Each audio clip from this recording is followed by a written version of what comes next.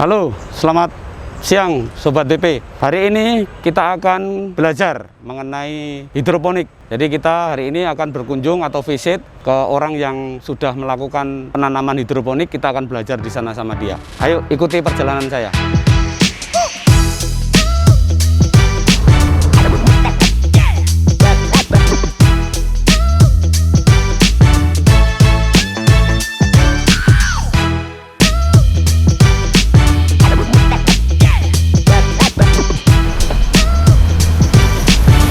Assalamualaikum. Parkir mana, Mas?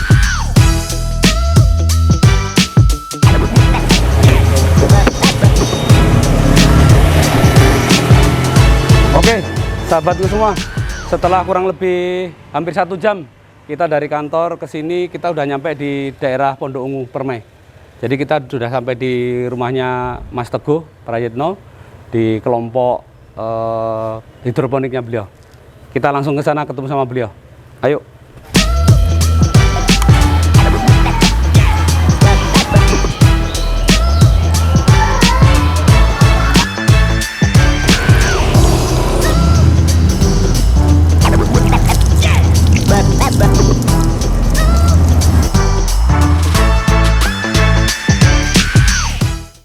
Assalamualaikum. Waalaikumsalam warahmatullahi wabarakatuh. Jatuh Budi. Alhamdulillah. Gimana? Lagi sibuk, Mas Teguh? Lagi sambil lihat tanaman ini. Oh, boleh mengganggu kan, Mas Teguh? Boleh, silakan. Alhamdulillah. Kita lagi apa ya? Ngamatin pertumbuhannya si bayam Brasil yang kita punya ini. Oh, ini namanya apa, Mas Teguh? Ini namanya bayam Brasil ini. Ya, Oh, bayam Brasil. Brasil. Mungkin jarang yang dengar ya. Iya. Ini varietas yang cukup bagus ya. Karena untuk saat sekarang ini banyak sekali dicari orang ya. Oh. Bagi yang belum tahu ini banyak loh bisa kegunaannya, bisa dimasak sayur bening, bisa gitu. dimasak tumis, bisa dimasak pakai santan, bisa juga bisa kita kembangkan juga menjadi produk olahan. Nah, Mohon maaf kalau untuk apa namanya kayak apa yang mentahan itu bisa nggak langsung dimakan seperti karedok gitu? Untuk itu belum pernah kita belum try, pernah. tapi kayaknya sih memungkinkan karena lihat dari tekstur rasanya yang crunchy gitu ya. Oh. Enak sekali itu. Tapi selama ini biasanya dimasak dulu Biasanya ya. dimasak dan kemudian kita buat produk olahan. Ini Hmm. salah satu tanaman. Saat ini tanamannya apa aja, Mas Teguh? Untuk tanaman yang sudah pernah tanam banyak ya sebenarnya ya, ada pakcoy, ada sangkong, Oh, pakcoy. ada kangkung, ada bayam Brasil. Ini pokcay ya ini? Ini pakcoy ya, sekarang di sini pakcoy yang ada sekitar 22 hari 22 hari. HST ya. Jadi Iya. kita biasanya panen sih cukup 30 hari aja karena memang permintaan untuk panennya nggak sampai gede banget, dia pengen yang sedikit-sedikit kecil aja yang rasanya crunchy gitu ya. Oh, biar nggak terlalu iya, alot ya kalau dimasak ya. market by market kita panas sesuai dengan pesanan pelanggan. Ini berapa hitungannya, berapa buah atau berapa apa ya hitungannya kalau begini? Kapasitasnya Kapasitas atau hitungan segini ya? gampangnya ya kapasitas dalam satu pipa ya, standar Iya. pipa itu kan panjangnya 4 meter ya. Jadi untuk tanaman yang pembesaran atau pendewasaan itu Iya. ukurannya sekitar jarak Antar ini netpot itu 15 cm. Jadi kita bisa dapat sekitar 24 lah kurang lebih untuk tanaman pembesaran. Kalau yang masih peremajaan seperti ini Iya. bisa pakai pipa yang lebih kecil lagi. Saya pakai dua di sini. Pipa 2 inch, ya. Iya. Dengan jarak 10 cm karena pertimbangan dia pertumbuhannya masih kecil.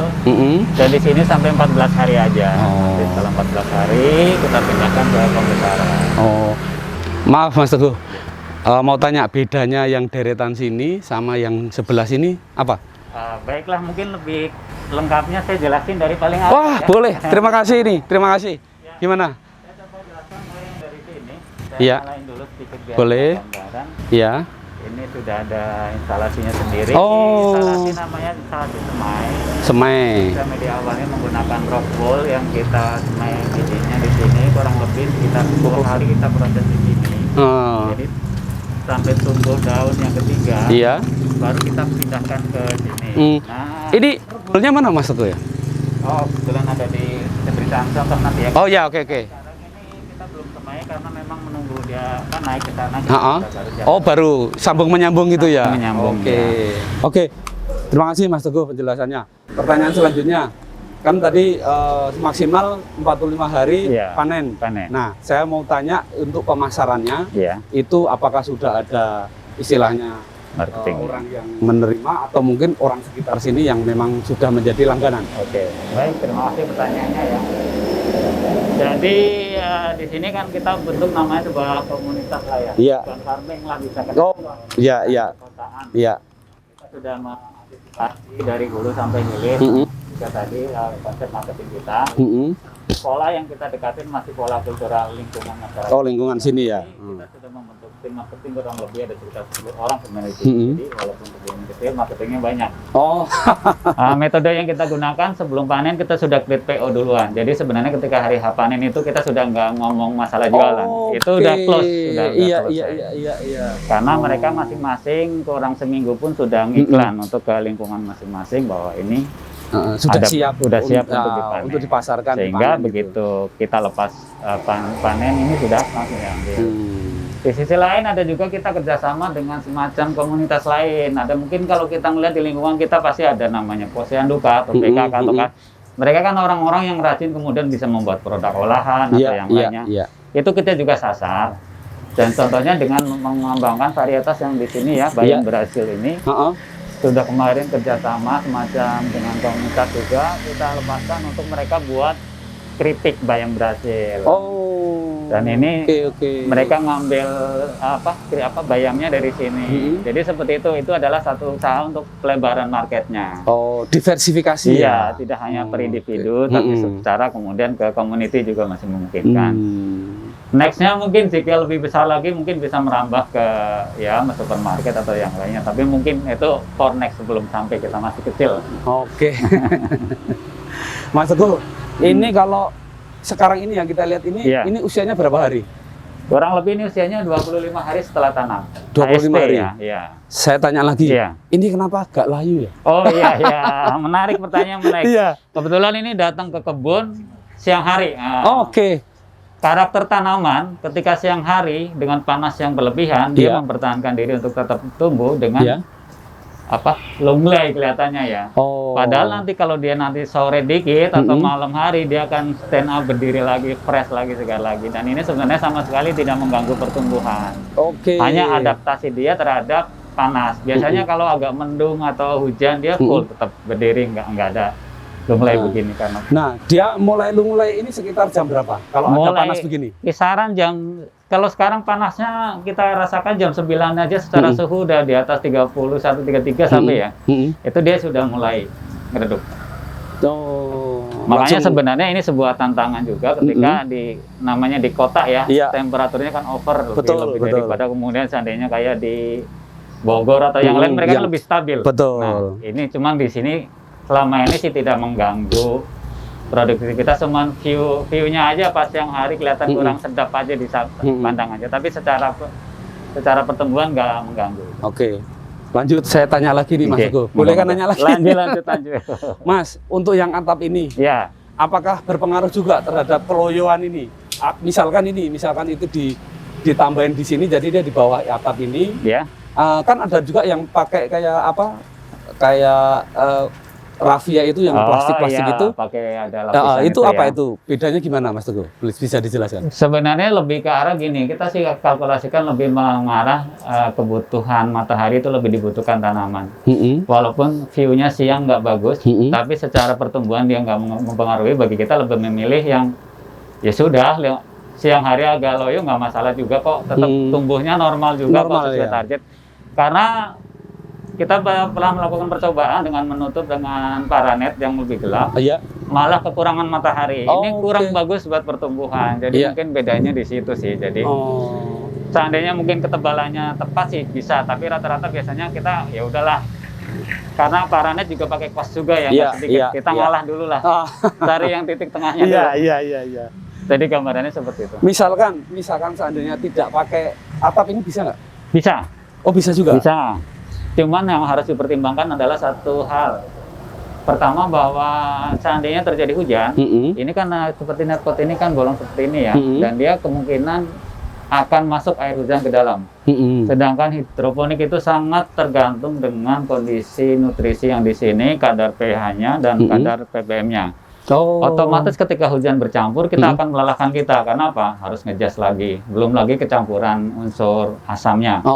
Karena di sini yang diukurkan kadar dari nutrisinya juga kadar asamnya. Nah itu juga kita pantau. Hujan itu karakternya akan menaikkan asam, kemudian merendahkan ppm, jadi kadar nutrisinya jadi turun. Jadi gampangannya seperti itu. Artinya bagi orang yang punya kebun masih memungkinkan tanpa atap, artinya harus rajin-rajin. Kalau hujan, netralisir lagi, dijas lagi, pH-nya, nutrisinya dijas lagi. Nah ini kan cukup melelahkan. Kenapa tidak diatapin aja? Jadi nggak perlu melakukan hal itu. Jadi gampangnya seperti itu. Oke. Lagi nih Mas Teguh, saya tanya lagi nih. Siap. Bedanya yang pipa sama ini apa ini namanya? Ya. Ini pakai kayak itu ya. Styrofoam ya. Styrofoam. Nah, ini sedikit bicara teknik tanam di hidroponik. Di hidroponik itu tanam ada banyak sekali teknik ya. Di sini kita mencontohkan kita namanya di flow teknik ya. Jadi gampangannya ada sebuah air di dalam tampungan yang airnya kemudian bergerak mengalir, kita jalankan menggunakan pompa di sana ya. Nah, kalau yang ini namanya sistem wick ya. Sistem wick ini hanya mengandalkan sistem tampungan nutrisi yang ada di bawahnya saja. Nah, jadi airnya tidak mengalir. Airnya tidak mengalir ya. Biasanya sih sebenarnya keunggulannya lebih unggul dengan sistem yang air mengalir. Karena apa? Biasanya di sini kita agak kesulitan untuk memenuhi unsur udaranya dia. Jadi mau nggak mau harus diaduk manual nih. Oh gitu, itu per tiap apa? Tiap minggu? Nah, normatifnya harusnya paling nggak 3 hari sekali. Kalau orang nggak mau capek sebenarnya dimodif dengan aerator juga bisa. Tapi tergantung ke jenis tanaman juga. Kalau saya punya tanaman Brazil ini dicuekin aja tetap tumbuh. Jadi tinggal tergantung karakter tanamannya saja. Tapi artinya sebuah tanaman itu kalau kebutuhan nutrisinya, kebutuhan mataharinya, kebutuhan udaranya terpenuhi, dia akan pertumbuhannya bagus. Gampangnya seperti itu. Selanjutnya, sampai saat ini tanaman apa aja yang sudah pernah ditanam sama Mas Teguh di sini? Tanaman yang sudah pernah ditanam cukup banyak ya. Yang jenis paling banyak itu jenis sawi-sawian. Ada mulai dari sawi pakcoy, ada samhong, ada sawi pagoda juga ada bayam Brasil, ada kangkung ya. Dan ada jenis cabai yang lainnya juga banyak ya. Jadi di luar tanaman hidroponik yang daun-daunan juga buah-buahan bisa dikembangkan dengan metode hidroponik. Oh gitu. Kalau buah pernah Mas Teguh? Kalau buah untuk saat sekarang yang baru saya coba baru di cabai dulu ya. Cuma sekarang kemudian nggak di tempat ini ya, di tempat lainnya. Cabai itu masuk ke buah atau ke sayur ya? Koma dalam pengertian hidroponik ini adalah tanaman sayur yang berbuah. Jadi mungkin definisinya bukan buah-buah yang verbalnya atau buah kayak apel atau yang lainnya. Jadi lebih ke arah tanaman yang berbuah. Ini kalau cabai kan yang diambil buahnya, buah cabainya maksudnya. Bukan berarti cabainya buah. Tanaman yang berbuah dalam tanaman hidroponik. Yang berbuah. Iya. Oke.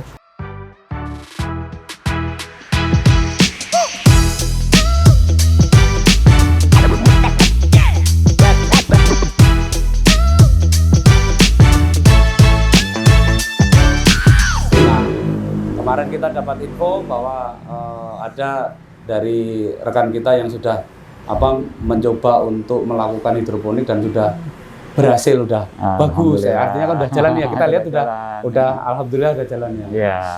Kita mau sharing dan istilahnya minta ilmu nih. Sama-sama belajar. Nama kelompoknya di sini apa Mas Teguh? Kita sebut nama kelompok di sini Kebun Edukasi Sejahtera ya. Kita bisa singkat lebih enaknya bilangnya KES. Makanya kita biasanya menggunakan istilah KES itu lebih simpel, didengar gampang gitu ya. Jadi intinya tadi kepanjangannya apa tadi? Kebun Edukasi Sejahtera. Kebun Edukasi Sejahtera. Ada filosofinya sendiri sebenarnya. Nah, gimana bisa diceritakan? Jadi kebun ini kan sebuah kebun yang didesain yang berada di tengah perkotaan sebenarnya. Mengandung unsur kata edukasi.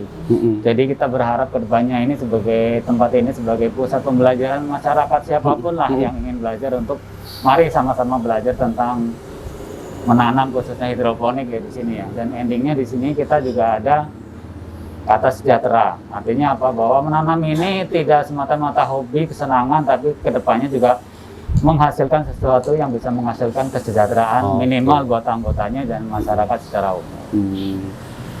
Mulai berdirinya CAS ini kapan ya, Mas Teguh? CAS ini berdiri sebenarnya secara kita startup sudah mulai sekitar November ya. Sebenarnya kita secara launchingnya sih 5 Desember lah kita startkan sebagai tahap awal kita memiliki kebun lah. Ya. Tahun? Jadi, tahun 2020 berarti ya. Baru kemarin ya? Baru kemarin ya. Berarti 1 tahun berjalan ini ya? Ya, 1 tahun sudah lebih ya? 1 tahun berjalan ya.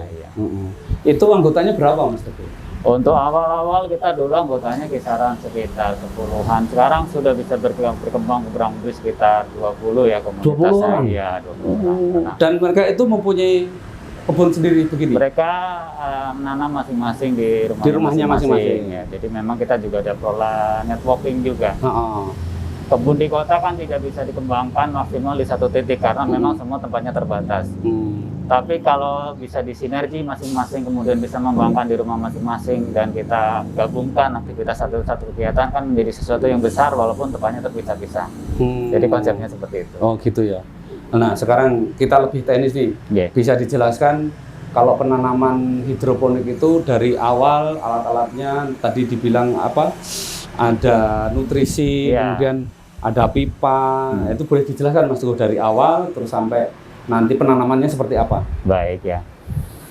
Jadi sebenarnya kalau untuk menjelaskan hidroponik ini sendiri perlu waktu kurang lebih 2 jam. Saya pendekin saja ya. Intinya hidroponik itu bisa ditanam dengan berbagai media tanam yang ada, baik sekam misalnya, kokopet ataupun apa di sini ada hidroton, ada kemudian rock wool. Nah biasanya orang paling familiar itu rock wool ya. Rock wool. Namanya juga rock ya. Artinya sebenarnya dia di apa? Pembuatannya prosesnya awalnya dari bebatuan yang dihasilkan kemudian dari bahan untuk digunakan untuk bercocok tanam. Jadi gampangnya seperti itu. Proses semai secara umum biasanya dilakukan ketika kita biasanya awalnya dari biji ya, bijinya itu sangat kecil. Mohon maaf ini nggak bisa sampel nih kan, biasanya ada bijinya gampang gitu ya. Nanti di waktu lain lah kita jelaskan secara detailnya. Boleh.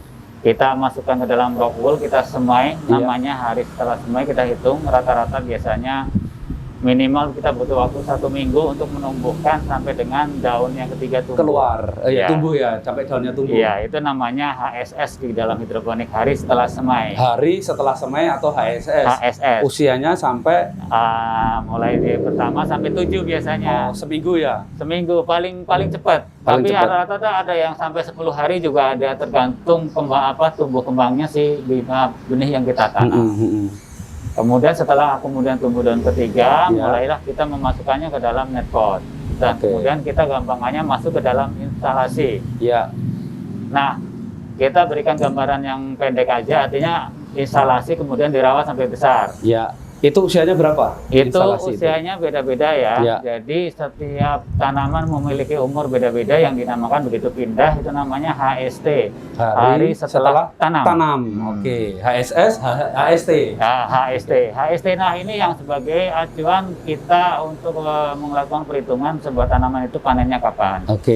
Contohnya di sini kita berikan sampel 2 aja ya, biar gampang. Pakcoy di umur 24 HST 1 sampai 45. Itu normatif titik kembang sampai titik kembang maksimal. Walaupun seiring perkembangan itu ada juga yang 30 hari sudah panen sesuai dengan permintaan pasar. Yang kemudian yang kedua, contohnya kangkung. Kangkung itu ditanam itu HST 1 sampai dengan 25 hari sudah panen. Oh gitu. Dan permintaan market sekarang ada yang sampai cukup 18 hari panen. Nah, itu beda-beda. Kalau di tempat lain mungkin kalau pernah dengar istilah microgreen, itu lebih pendek lagi, 2 minggu sudah panen ya. Jadi itu ada lebih pendek lagi. Jadi contohnya seperti itu. Jadi intinya setelah kemudian dimasukkan instalasi, kita rawat, kemudian nah di situ kita menggunakan yang namanya nutrisi. Nutrisi yang kita gunakan itu namanya AB Mix ya. AB Mix ya. Ya, jadi sebuah AB Mix ini sebenarnya gampangannya ya sebuah nutrisi karena di hidroponik itu kan kalau bahasa Yunani aslinya kan hidros dan panas kan. Proses penanaman yang 100% menggunakan tergantung dengan air. Dia nggak pakai tanah. Nah, medianya air ya. Medianya air, makanya kebutuhan dia harus dimasukkan semua ke dalam air. Jadi ini tentunya sudah mulai sebuah riset ya kebutuhan tanaman itu apa saja. Kalau untuk petani sekarang ya lebih direkomendasi ya silakan memakai yang sudah ada lah, yang sudah jadi aja dari pabrikan itu sudah banyak, pabrik mix itu sudah ada. Jadi itu pun pemberian itu ada tahapannya. Di minggu awal misalnya kita berikan sampel pakcoy di sini, masuk dengan kondisi 500 ppm. Minggu kemudian kedua kita menggunakan naikin menjadi 700, minggu ketiga menjadi 900, dan minggu berikutnya sampai panen 1200 ppm. Jadi ada tahapan umur sesuai dengan kebutuhan tanaman, gampangnya seperti itu. Itu yang kemudian sebenarnya ini sebuah sudut bahwa hidroponik itu nggak mahal. Kita memberikan perbandingan bahwa dalam 1 liter air, nutrisinya itu memerlukan hanya sekitar 5 ml. 5 ml dalam 1 liter. Artinya kalau tampungan kita 10 liter ya dikalikan 10. Jadi 10 mili gitu. Artinya makin besar ya tergantung jumlah kuantiti airnya. Kita tambahkan nantinya perbandingan itu. Itu untuk tanaman dewasa. Kalau untuk tanaman yang masih kecil, yang masih baru naik, artinya kan butuh 500 ppm, kan berarti paling nggak sampai separohnya. Lebih kecil lagi artinya kan, cukup 2 mili dalam 1 liter kan. Nah contohnya seperti itu, artinya apa? Dia makan banyak hanya 2 minggu belakang aja, di depan makan sedikit aja. Jadi yang gampangnya seperti itu. Walaupun ada yang menggunakan sistem bahwa dari awal sampai selesai kemudian 1200 ppm tetap bisa tumbuh. Cuman ibaratnya mungkin nantinya sih kalau sudah ke ranah mau fokus kuantiti sama hasilnya maksimalnya outputnya berapa ya agak dihemat-hemat nutrisinya di depan. Itu nggak pengaruh ke tanamannya nanti mati atau layu? Kalau terlalu over dia akan mati. Dia tanaman itu ada titik maksimal ppm. Jadi misalnya kalau kita rekomendasi lebih ke arah pertumbuhan sesuai yang dia butuhkan. Jadi kalau mau nembak juga jangan langsung high case-nya dia. Maksimal dewasa 1200, anak-anak 500 kita tembak langsung 1200, kasihan. Lebih sarankan di titik tengah mungkin. Kalau dia butuh 500 dikasih 700 ya masih oke aja, masih aman. Berarti pemberian nutrisi itu setelah HSS ya? Iya, setelah HST ya? Iya. Hari setelah tumbuh baru diberikan nutrisi. Tadi pada saat HSS masih belum dikasih nutrisi. Walaupun pada beberapa orang melakukan eksperimen dengan kemudian memberikan nutrisi sedikit juga ada. Artinya apa? Varian teknik itu sangat banyak. Tapi secara kalau yang kita kembangkan di sini nggak memerlukan karena di usia segitu tanaman belum memerlukan. Kita berikan setelah HST aja. Terus apa namanya? Di daerah sini penerimaan masyarakat sekitar bagaimana Mas Teguh? Kita lihat sih lebih ke arah dari selama ini kita panen dan kemudian selalu terserap oleh masih lokal market. Artinya masyarakat sini sendiri. Iya, artinya apa? Bahwa berarti untuk konsumsi masyarakat aja di sini masih cukup. Atau mungkin bahkan kurang kali. Kurang barangkali karena biasanya karena kita kan prosesnya lama nih. Iya.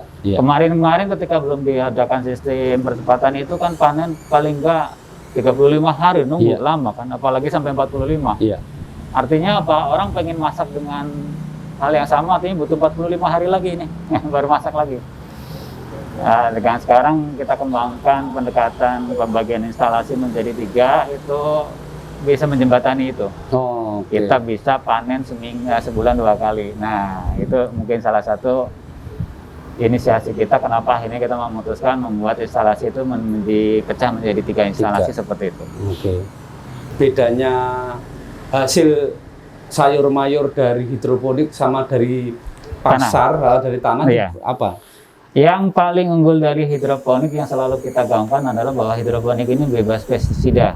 Itu yang perlu menjadi catatan utama. Karena sebenarnya Dinas Kesehatan pun semua sepakat lah, dokter pun sepakat bahwa pestisida itu dalam waktu lama, dalam pengertian di sini pestisida yang dimaksud adalah pestisida kimia ya. Dalam waktu lama kurang bagus buat kesehatan. Betul. Inilah yang uniknya di hidroponik.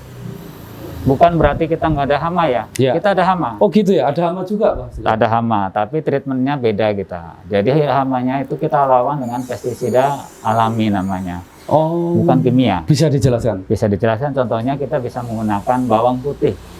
Dicampur dengan sedikit cairan sabun cair itu cukup 1 sendok saja. Ya udah kita campur, kita tumbuk, kita saring, kita semprotkan pada malam hari. Ke tanamannya. Ini sudah efektif ya mengatasi kutu-kutu seperti yang putih-putih itu semut atau yang lainnya. seperti itu. Jadi memang kita sama sekali tidak menggunakan pestisida kimia, itu yang utama. Yang kedua, secara rasa ya orang mengakui lebih crunchy di sini ya, karena memang tanaman ini tanaman yang kebutuhan airnya tersuplai dan nutrisi tersuplai dengan bagus, pasti rasanya juga jadi lebih enak di situ ya. Kemudian kandungan gizi juga menurut ahli gizi juga kandungannya bagus karena semua kebutuhan untuk tumbuh kembangnya dia terpenuhi semua. Ini juga jadi andalan juga, walaupun ini juga perlu effort juga karena kita harus menjelaskan kepada masyarakat. Banyak masyarakat belum tahu tentang kelebihan hidroponik. Oke. Kalau boleh tanya, kalau yang di sini aja ini, kalau panen itu sampai hitungannya gimana? Berapa kilo atau berapa ons atau hitungannya gimana kalau panen? Kalau panen kita biasanya melakukan packing di sini ada sekitar per 300 gram kalau pakcoy itu.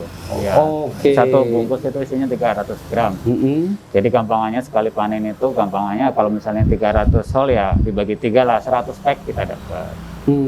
Bayam Brasil ada yang kita jual per kilogram, ada yang jual kita per 10 ons biasanya, per 1 ons ya, ons ya. Jadi kalau 1 ons bayam Brasil udah cukup lumayan karena yang diambil daunnya aja. Ya, hanya daunnya saja. Daunnya enggak ya? Daunnya enggak kita ambil. Jadi khusus daunnya aja. Kalau paling pucuknya nggak apa-apa, ada batang sedikit ya, yang lain daun semuanya.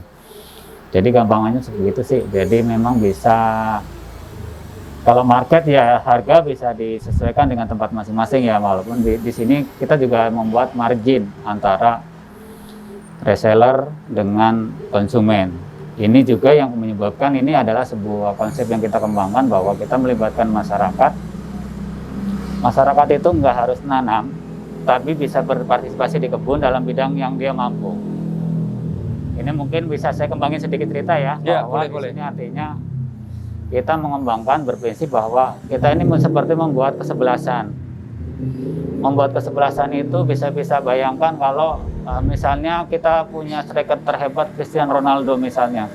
Tapi nggak kebayang kalau yang main Cristiano Ronaldo sebelah semuanya jadi striker semuanya. Nah itu gampangnya seperti itu. Di sini juga sama.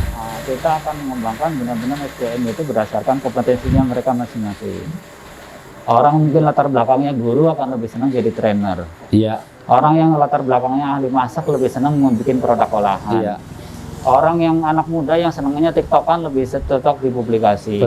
Orang yang kemudian memang konsen dalam bidang pertanian, nah kita fokuskan untuk menjadi fokus di kebunnya dengan menjadi leader kebun.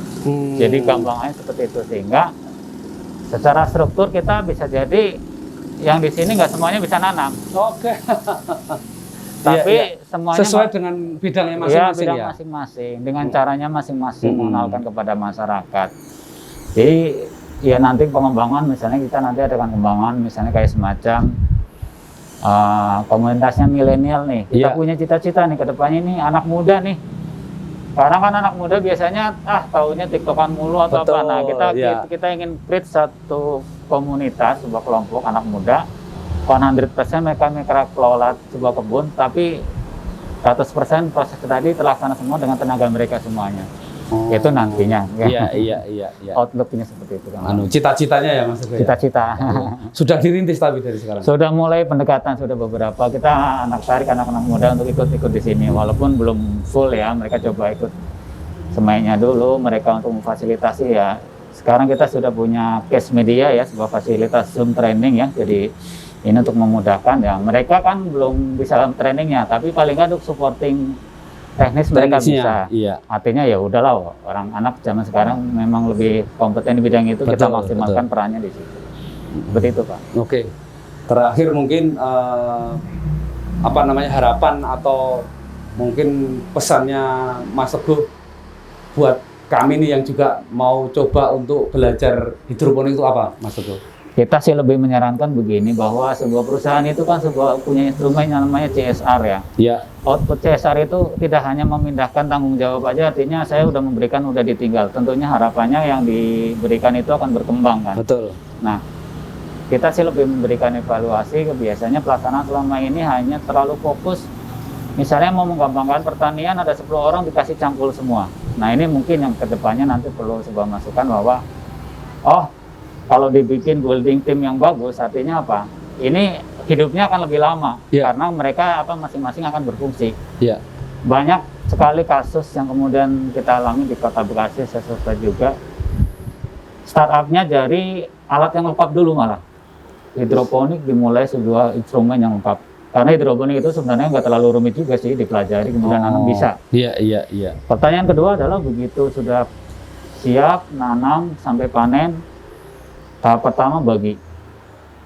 Tahap kedua mungkin sebagian masih bagi, sebagian masih bingung mau jual apa bagi. Ya, tahap ketiga sudah mulai bingung karena apa? Yang dibagi udah bosen. Iya. yang nanam udah mulai bosen. Iya. Karena apa? Itu kan bakar duit semua ya. Iya. High cost. Lama-lama mikir juga kan. Karena biasanya bantuan itu kan sifatnya instrumen instalasi saja. Iya. Di dalamnya nggak dipikirkan. Itu yang jadi masalah. Nah, inilah yang saya kalau memberikan masukan seperti itu. Buatlah sebuah tim yang komprehensif dulu, hulu sampai hilirnya dibentuk dulu. Ketika di-develop, dipindahkan, masyarakat pun bisa bergerak dengan sendirinya. Kalau yakin mereka sudah bisa jalan, baru kita bisa ke next project yang lainnya. Jadi seperti itu. Artinya sebenarnya masyarakat ketika misalnya seperti ini, memberikan contoh di masyarakat itu kan seperti tadi, kulturnya akan sama. Kalau di tempat sini kita pindahin tempat lain sama. Di tempat lain akan ketemu orang yang senang banget nanam, akan ketemu orang yang senang banget ngajar, akan ketemu orang yang senang banget jualan. Itu pasti semua siklus masyarakat itu pasti ada. Nah, iya betul. Mereka lah yang kemudian kita rekrut menjadikan sebuah tim dulu, baru kemudian sebuah bantuan itu desa itu dimasukkan. Insya Allah akan jalan, Pak. Gampangannya seperti itu. Iya.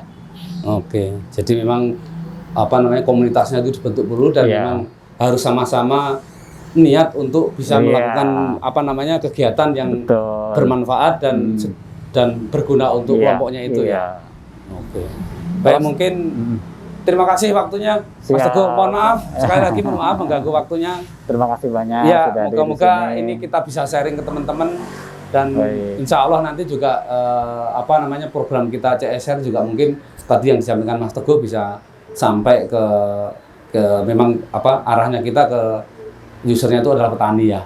Mungkin. Jadi mungkin barangkali juga nanti kalau berkenan nih Mas Teguh, kami juga minta bantu Mas Teguh bisa sharing juga nanti ya kalau ada waktu dan kita bisa punya kesempatan nanti juga kita undang Mas Teguh untuk memberikan sharing kepada petani yang mungkin nanti akan kita sasar ya. Iya, baik. Terima kasih sekali lagi Mas Teguh. Sama-sama. Assalamualaikum warahmatullahi wabarakatuh. Waalaikumsalam warahmatullahi wabarakatuh. Baik, sahabat Tani Bina Perti yang berbahagia, ini perjalanan tadi saya seharian dari kantor menuju ke sini di daerah Pondok Ungu Permai, ketemu dengan Mas Teguh sebagai mungkin aktivis atau penggerak urban farming berupa hidroponik yang sudah kita lihat tadi, kita sudah survei, kita lihat tanya-tanya tadi sama beliau, sudah dijelaskan panjang lebar. Semoga apa yang hari ini kita dapat bisa bermanfaat untuk program kita di BP Sahabat Tani. Demikian, nantikan saya di sesi dan event-event yang lain. Terima kasih. Assalamualaikum warahmatullahi wabarakatuh.